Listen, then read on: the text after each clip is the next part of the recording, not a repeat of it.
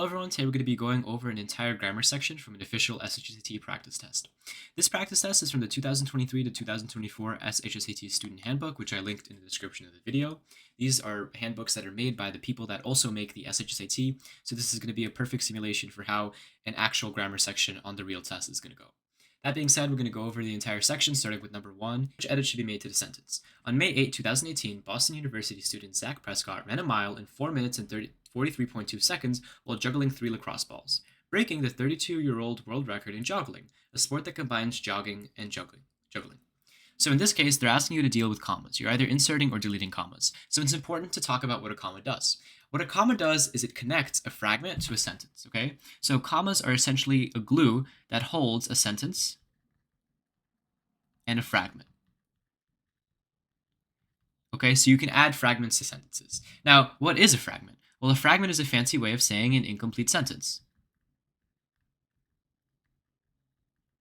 That is a sentence that's either missing a subject, a verb, or an object, okay? So with that basic definition in mind, let's go through these options. So choice A says delete the comma after 2018. So if I delete the comma after 2018, let's read it. On May 8, 2018, is that a full sentence? No, that is not a full sentence. That is a fragment.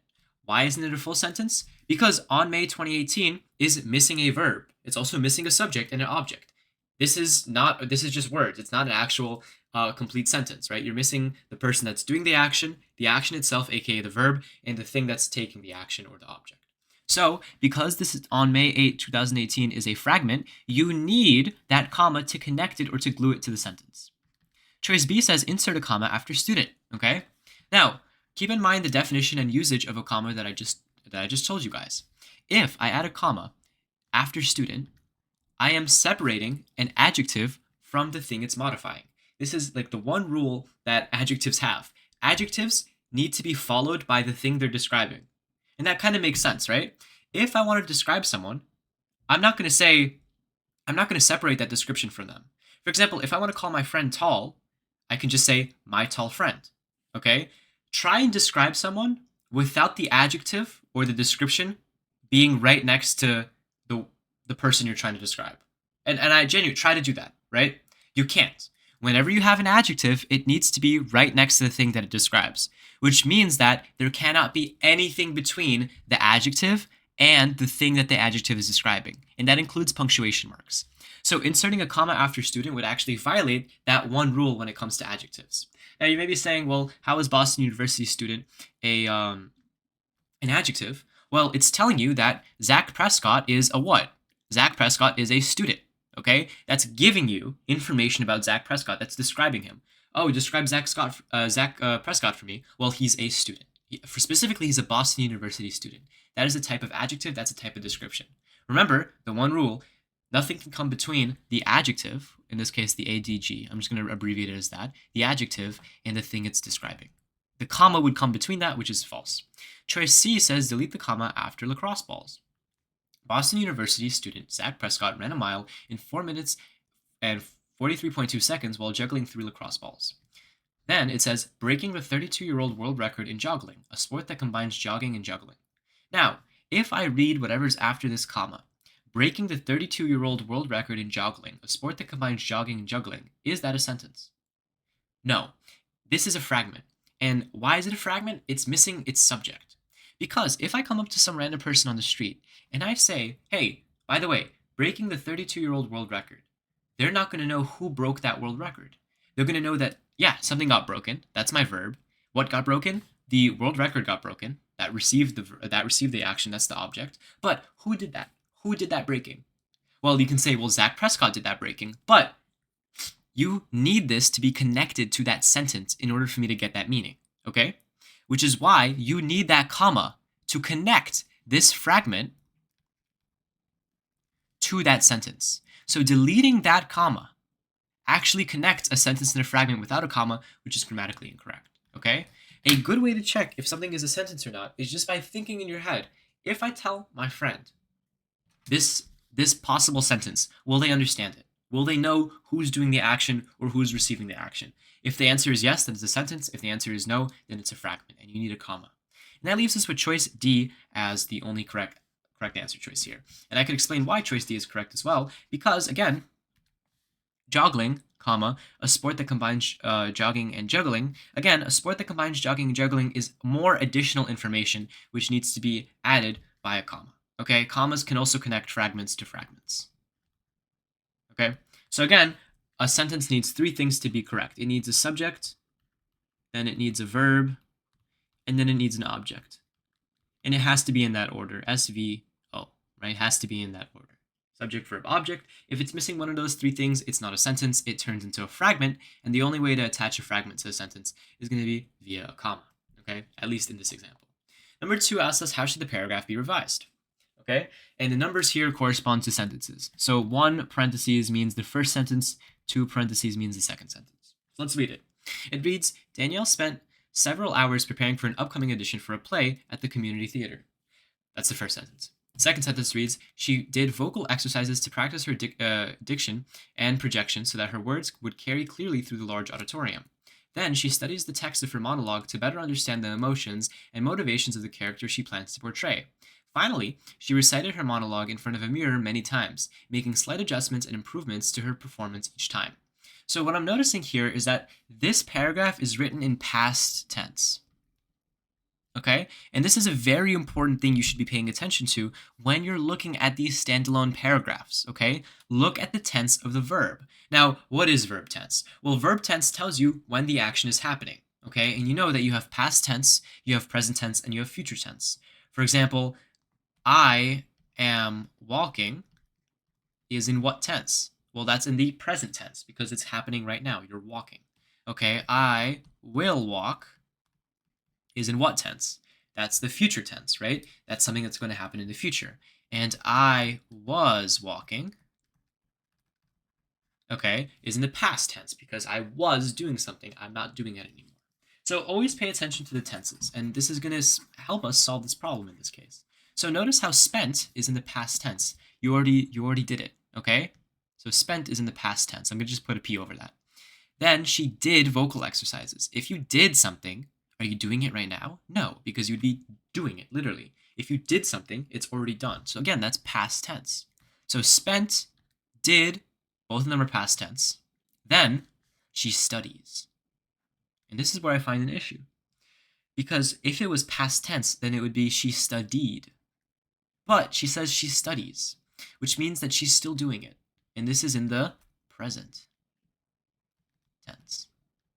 And finally, the last sentence says that she recited her monologue, which means that this is again past. So, in a paragraph, most of the verbs need to be in the same tense. If all of the verbs in your paragraph are set in the past tense, and one of them is in the present tense, you must switch it back to the past tense, okay? Because this paragraph is all happening in the past. Introducing a present tense verb here, something that's happening right now, doesn't make any sense. So the only actual option that changes this, studies to studied, is choice G, which is going to be the correct answer. No other choice addresses this shift, and this is called a shift in verb tense. Okay? Whenever you have a question that's asking you for about a shift in verb tense, pay attention to when the action is happening. Pay attention if it's present, past, or future. In this case, we had everything being past except for one verb, which means we need to change it to past, okay? And when it tells you to delete the comma after emotions, that's because she studied the text of the monologue to better understand the emotions and motivations.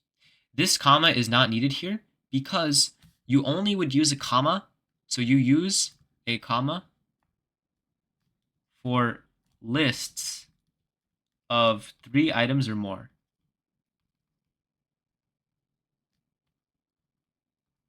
In this case, she studies to better understand the emotions and motivations of the characters. Emotion and motivation are only 2 things, so you actually do not need that comma there. You only need a comma when your list is made up of 3 or more things. Okay, which is why why that comma needs to go. The rest of these answer choices, E, F, and H, all mess up the verb tense more. Instead of changing the present to the past, they change the past to the present, which is not needed here. That's making the issue even worse. So moving on to number 3, it asks us how should the sentence be revised? And it says, to promote their club, a bake sale will be sponsored by the members of the debate team on Wednesday. So here's the issue here. This is something called a modifier question. Okay, and these are very common on the SHSAT. And there's a very quick trick to solve them. Okay, whenever you see a sentence starting with the fragment to promote their club, okay, you don't know who's promoting their club. Okay, you know there's a verb. The verb is promote. That's the action. That's what's being done. And who's being promoted? What is receiving the promotion? Well, it's their club. Okay, but this is a fragment because you're clearly missing the subject. Who is doing the action? Well, that means that the subject must come after that. Okay, to promote their club, a bake sale will be sponsored. So do you notice how that doesn't make sense? To promote their club, a bake sale will be sponsored. Is the bake sale promoting the club? No. The members of the club are promoting it, which is why choice C makes sense. To promote their club, members of the debate team will sponsor a bake sale on Wednesday. Whenever you start a sentence with a fragment that is missing a subject, the subject that would make the fragment a sentence needs to follow this, okay? And I will re-explain this because that was a little bit confusing. This is what we call a modifier. And a modifier is a description, right? So it's a description, okay? Or it's going to tell you what's happening. So in this case, it's telling you that the members of the club are going to, the members of the debate team are going to promote their club, okay? So the only way that it's legal to start a sentence with a fragment that's missing a subject is to have the subject right after it. So if you have a fragment with no subject, that's fine. You put a comma, and then right after that, you need to put the subject of the fragment. That way, to promote their club, I now know that it's going to be the members of the debate team that are promoting it.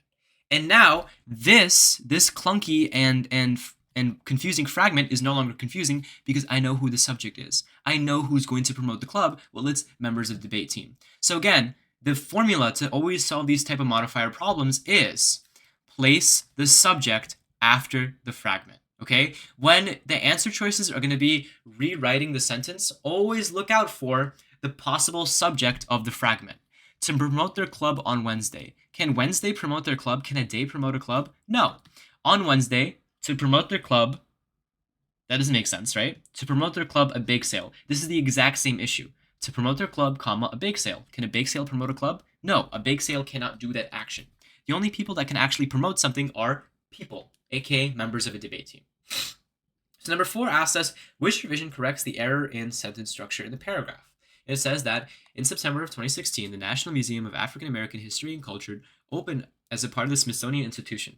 The museum is already the Smithsonian's 3rd most popular site. Experts say that they expect this newest Smithsonian facility to welcome nearly 4 million visitors a year. The museum features more than 30,000 objects, including Muhammad Ali's boxing gloves and a dress sewn by Rosa Parks. A commemorative copy of the Emancipation Proclamation, written in 1863 during the presidency of Abraham Lincoln, is also on display at the museum. So in this case, they're asking you to fix the issue in sentence structure. And often sentence structure questions ask you about run-on sentences. This is a dead giveaway. Sentence structure is on the test is a dead giveaway of run-on sentences. So what is a run-on sentence? A run-on sentence is when you have a sentence followed by another one with no punctuation between them. Or when you have a sentence followed by another sentence with a comma between them. A comma cannot connect two sentences. This is the fundamental rule of grammar that the SHSAT will always test you on, okay? So, nothing between two sentences is wrong, and a comma between two complete sentences is also wrong. These are the only two situations where you will have a run-on sentence. And pretty much this question is asking you to fix that, okay? And you can see that here because you have comma and in a lot of these answer choices, right? So you're either turning something into a period or getting rid of a period, right? So how can we fix this? Well, there's 2 ways you can fix it. The first way that you can fix a run-on sentence is by adding punctuation, aka you can add a period or a semicolon, which looks something like that. So that's how you can solve a run-on sentence. That's the first way. Or you can add fanboys. And fanboys is an acronym. Fanboys stands for and, nor, or, but, yet, so. These are special words because if you put a comma in front of them, if you put a comma and then for after it, a comma and, a comma nor, comma or, comma but, comma yet, comma so, it turns these into a period. This is a hack. This is a grammar hack. That if you don't want to add a period, if you don't want to add a period, you can add any of these words in a comma and they will act like a period. Okay? So when you have comma and, it's the exact same thing as putting a period. Grammatically, it serves as putting a period. These are just special words that when combined with the comma, turn into a period. Okay, and you can see that here. Institution, comma, and the is the same thing as putting a period here. Same thing here. Okay, so now that we know how to correct run-on sentences, let's search for it. So the first sentence says that in September of 2016, the National Museum of African American History and Culture opened up as a part of the Smithsonian Institution, comma. The way that you don't get these wrong is you look at everything before the punctuation mark and everything after the punctuation mark. So again, use our strategy. Think about telling this to someone, coming up to someone and saying, hey, did you know that in September of 2016, the National Museum of African American History and Culture opened as a part of the Smithsonian Institution? Yeah, that's a sentence. I'd be like, oh, cool, I didn't know that. I didn't know that in September 2016, the National Museum of African American History and Culture, the subject, opened as a part of the Smithsonian Institution, the object. That's a complete sentence. You can tell that to someone and they will fully understand it. Now, this is a complete sentence. Let's look at what's on the other side of the sentence. The museum is already the Smithsonian's third most popular site. If I come up to someone and I say, hey, did you know that that museum is the Smithsonian's third most popular site? They'd say, yeah. I didn't know that. Okay, cool. I get meaning from that. This is, again, another complete sentence, okay? The museum is my subject. Already. In this case, is a verb. And what is it? Well, it's Smithsonian's third most popular site. So notice how I have a sentence connected to another sentence via a comma. This is, again, not legal. I need to fix this grammar either by adding a period in place of it, or a semicolon, or using one of my fanboys. And in this case, choice E conveniently uses and. It uses the A in fanboys. It goes comma and, which is the same thing as a period, and it places a period between these two independent sentences. So the trick here was to figure out that these two were sentences and you needed to separate them with a period. Okay? Choice F is incorrect because you don't need to put any change there, right? In this case right here, notice how you're switching a period and you're turning it into a comma and. That is redundant. That doesn't change anything. This is a trick answer, okay? The comma and is already a period. If you're changing a period to a period, are you correcting an error or are you keeping the sentence the same? You're keeping the sentence the same. Choices G and H actually create issues with fragments, so we're not going to talk about that. Choice E was the correct answer here. Moving on to number 5, this is going to be a part of part B. So part A was standalone sentences and paragraphs, and part B is going to give you an entire passage, and it's going to ask you to make corrections to make it more clear. So my strategy to this is just to quickly read over it. Do not annotate, do not underline, do not do anything. Just quickly read over it. The revising and editing passages are often a lot easier to read. They're often a lot shorter, and in this case, knowing the main idea actually helps you answer some of the questions later on. So the directions say, read the text below and answer the questions following it. You'll be asked to improve the writing quality of the text and to correct errors so that the text follows the conventions of standard written English. You should reread relevance part of the text while being mindful of time before marking the best answer for each question. Okay, so let's read it. So the title is The Benefits of Indoor Plants. It's important to read the title because that's going to tell you what it's about. This text is going to be about indoor plants. And again, we have the parentheses 1 says the first sentence, parentheses 2 is the second sentence, so on and so forth. So in the age of endless media content, it is easy to see why people might prefer to stay inside. According to a study sponsored by the Environmental Protection Agency, Americans spend an average of 87% of their time indoors. Scientists say that this separation between people and nature puts people at a risk for physical and psychological issues. During the process of photosynthesis, plants convert carbon dioxide into oxygen and remove many harmful toxins from the air. Spending prolonged periods of time indoors, away from plants, deprives people of these benefits. Air that is not regulated air that is not regularly detoxified can lead to conditions known as sick building syndrome. This disorder first came to light in the 1970s when many office workers in the United States began to complain of unexplained flu-like symptoms. Researchers determined the cause to be volatile organic compounds, or VOCs. VOCs are harmful chemicals emitted by everyday objects such as carpet, furniture, cleaning products, and computers. The NASA Clean Air Study found that a simple way to remove a significant number of VOCs within a 24-hour period was to add plants to indoor spaces. So, in the first paragraph, what are we talking about? In this case, let's just do a quick summary. In the first paragraph, we're talking about how a lot of people stay at home. And then we also talk about, this is my introduction, it introduces the issue. A lot of people stay at home, and because they stay at home, they are unhealthy and they're stressed out. Okay?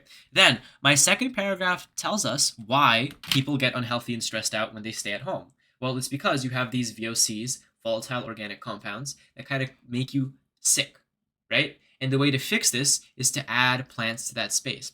Spaces that don't have plants in them have these volatile organic compounds that make you sick, and that causes that physical and psychological issues. Okay? The third paragraph says adding plants to indoor spaces has psychological benefits too. Research has long linked time spent in natural environments with increased energy and feeling contentment. While being outdoors is an excellent option for improving a person's mental health, recent research has indicated that encountering natural elements while indoors can also help. To experience the maximum benefit of natural elements, experts suggest placing at least one live plant per 100 square feet of the home or office space. So in this case, this paragraph talked about the physical issues that a lack of plants have, or that the indoors have, and this paragraph talked about a psychological issue. In this case, this second paragraph was talking about how not having plants in your apartment or in your home exposes you to these harmful chemicals. And this third one said that not being around nature stresses you out. And if you surround yourself by plants, it leads to less stress. Finally, the conclusion, or the fourth paragraph, says that connecting with nature, even just by being near an indoor plant, is a significant factor in a person's well-being. Sitting in front of an electronic screen all day isn't natural, and today's worker needs to get up and get outdoors. Ryan Richards, a psychology professor at the University of Rochester, puts it this way: nature is something within which we flourish, so having it be more a part of our lives is critical, especially when we live and work in built environments. So finally, this wraps up what this story or this text is about. So again, in the first paragraph, we talk about how a lot of people are indoors and that causes physical health and mental health issues. Then we talk about why these physical issues happen. It's because we're surrounded by these cancer-causing or these harmful particles. And then we also talk about how having plants reduces these harmful particles. Then we talk about, well, why are people so bummed out? They're bummed out because they spend time indoors and away from plants. And actually, if you put plants in your home, guess what happens? You become more happy. And finally, this sums it all up in a nice little conclusion, aka what I just said. So now we know the main idea and we know how to improve the writing. So number 5 says, which sentence should follow sentence 3 to best introduce the topic of the passage? Well, what did we just say the topic of the passage was? We just said that placing plants in homes and offices can provide a healthy bridge between nature and the outdoors. Okay? That's all we're talking about here. This passage is trying to tell you that you need to put nature in your home, you need to connect with nature, you need to take plants and surround yourself with it because they can help your health. Okay? Choice B is wrong because it is important for people to realize that they need to spend more time near plants. It's not important for them to realize it, it's important for them to do it. Choice C is wrong because for their personal health and well-being, people need to spend more time outdoors or bring the outdoors in. Again, sure, this may sound right, but nowhere in this text did we talk about going outside. We don't talk about you should go outdoors more. Anywhere in this text. What we do talk about is bringing the outdoors in. We talk about getting plants, right? And it's important to have plants in your office or in your home, okay? So choice C would be incorrect because if we're introducing the topic of the passage, whatever we introduce, or whatever we say here, we need to actually talk about throughout the rest of the passage. Here, we never talk about people needing to spend more time outdoors, so we can't introduce that. Choice D says that individuals with little connections to nature can experience illness, depression, and higher levels of stress. Even though this is true, we don't only talk about this in the text. We talk about the fix to this. We talk about how having indoor plants can increase your physical health in addition to your mental health. This only talks about a lack of plants impacting your mental health, but it can also impact your physical health, and this doesn't talk about that, which is why choice A has to be the correct answer. Number 6 asks you which transition word or phrase should be added to the beginning of sentence 5. So we're trying to transition from sentence 4 to 5. So 4 says that during the process of photosynthesis, plants convert carbon dioxide into oxygen and remove many harmful toxins from the air. Spending prolonged periods of time out indoors away from plants deprives people of these benefits. So sentence 4 says that plants pretty much give us new air. And if you're not next to this new air, you're going to be surrounded by stuff that is harmful for you, and you're going to get sick. Now, if you think about it, is that fortunate? Is that happy? Is that a good ending? No. All of this is saying is that you literally have a way to make yourself more healthy. You can surround yourself by plants that produce clean oxygen. But unfortunately, people don't surround themselves with these plants, and as a result, they get sick. So which answer choice kind of encapsulates what I just said? Well, it has to be choice H, unfortunately. Okay? This is a contrast. Plants producing oxygen is a positive statement. That's a good thing. But people being away from the plants is negative. So, how do you introduce something that's negative? Well, you talk about how unfortunate it is. You talk about how sad it is. Unfortunately, sadly, words like that. As a result would be wrong because as a result doesn't make sense. If plants are good for you, the result would be people being around plants, not people not being around plants. Primarily, also doesn't work there because you need, unfortunately, to introduce the negative statement to the positive statement. Number 7 says, which sentence could best follow 13 to support the ideas in the third paragraph? We already talked about the third paragraph. We already said that pretty much spending more time around plants or bringing plants indoors is going to have a better health or a better effect on your health. So which choice helps support this? It's going to be A. A global study of 7,600 workers from 16 countries revealed that employees who worked in spaces with natural elements, such as indoor plants, were more creative and productive than employees who work in spaces without natural elements. This literally talks about how you are less depressed when you're around plants, which is what we said the third paragraph was about. Okay? Choice B is wrong because here we're talking about hotels. And here we're talking about landscaping in indoor plants. We never talked about landscaping in that text, so we don't need to mention landscaping as a support. We're not talking about hotels in the text. We're talking mainly about homes and workplaces. A hotel is neither one of those. Choice C says, in fact, one recent study suggests that people who are routinely exposed to natural elements increase a compassion for others, and perhaps because that exposure generates compassion for the environment they live in. Again, we're not talking about how they feel about their environment. We're talking about how they feel about themselves. Okay, their mental health, their self-outlook. Choice D says, according to a study that was conducted in 2003, plants reduce the amount of noise. Is this text about noise? No, this text is not about noise. And sentence 13, the thing that we're trying to support, says that while being outdoors is an excellent option for improving one's mental health, recent research has indicated that encountering natural elements while indoors can also help. Okay, so we need to talk about improving our own mental health. Being more productive, being more positive, being a better worker is an indicator of better mental health because you're able to focus better, you're able to focus more. Okay, talking about hotels won't solve this, talking about noise won't solve this, and finally, talking about compassion also won't solve this. Moving on to number 8, it asks us which sentence presents ideas irrelevant to the topic of the passage that should be deleted. So we're looking at 11, 14, 15, and 16. So sentence 11 says that adding plants to indoor spaces have psychological benefits too. This is a topic sentence. We need a topic sentence. Okay, this is relevant because it reflects what we're talking about in the rest of the paragraph. So it introduces the topic of the paragraph. We need sentence 11. Sentence 14 reads, to experience the maximum benefit of natural elements, experts suggest placing at least one live plant per 100 feet of square feet of home or office space. We need sentence 14 because this entire paragraph is talking about the benefits of having indoor plants. And choice 14 literally explains how we can reap these benefits. How can I experience these benefits? Well, sentence 14 literally tells me if I just place one plant per every 100 square feet, I should be good. So that sentence 14 is extremely important. Choice G suggests that sentence 15 isn't important.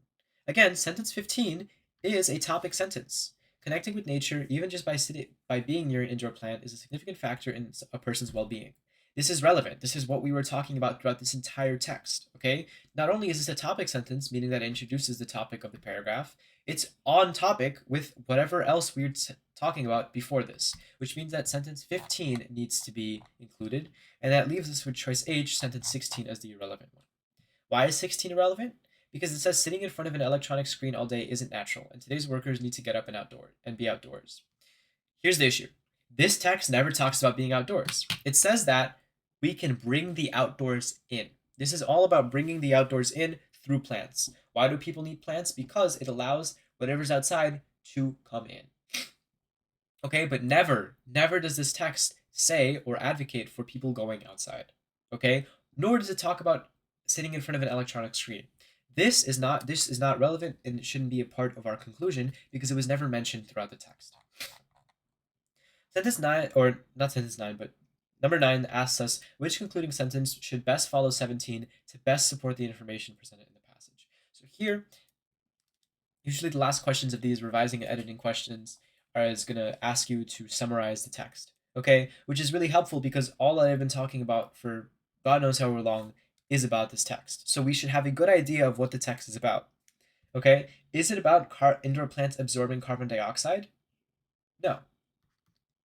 That cannot be our concluding passage, okay? That cannot be a concluding sentence to the passage. Whatever follows this sentence, whatever is the last sentence in a piece of writing is your last word on it, and it needs to summarize almost everything that you've talked about. It cannot be choice A because choice A doesn't summarize everything that you talked about, okay? This is just a small detail. We talked about carbon dioxide maybe in one sentence, but that doesn't mean that is what the entire passage is about. Choice B says adding a Boston fern, a spider plant, or an aloe vera plant is a good place to start if you want to begin incorporating nature into your home or office. Again, this isn't about how you can start incorporating nature into your office. This is why it's important, okay? This isn't a guide. This isn't how to make nature at home. That's not the title. The title is literally the benefits of indoor plants. So if I want to summarize it, I want to talk about the benefits. I don't want you to tell me how I can do that. I want you to tell me the benefits of doing that. And the sentence that tells me that is choice C. More people should consider bringing natural elements inside to improve general wellness. Well, you've convinced me, okay? Fine, I'll buy a plant because it makes me more generally well and because it reverses the negative effects of an indoor-centered society, okay? Choice D would be incorrect because, again, we're only talking about toxins, okay? Sure, plants are good because they remove toxins, but does that summarize the entire text? No, because it's only talking about the physical drawbacks, the negative physical effects, aka the toxins. It's not talking about how plants can also make you feel better mentally. So that is all of the grammar section in this video. I understand that this might have been a long video. I'm probably going to include timestamps so you can jump around from question to question. If you're left with any other grammar questions, please let me know in the comment section below. I will link this practice test in the description of this video for you to follow along, or if you just want to do it on your own or do the other test that's associated with this. If you like what you saw, please feel free to subscribe and leave a like because it really does help. But other than that, I'm going to be replying to comments if you need help. I hope you guys learned something and I hope you have a nice day. Thank you.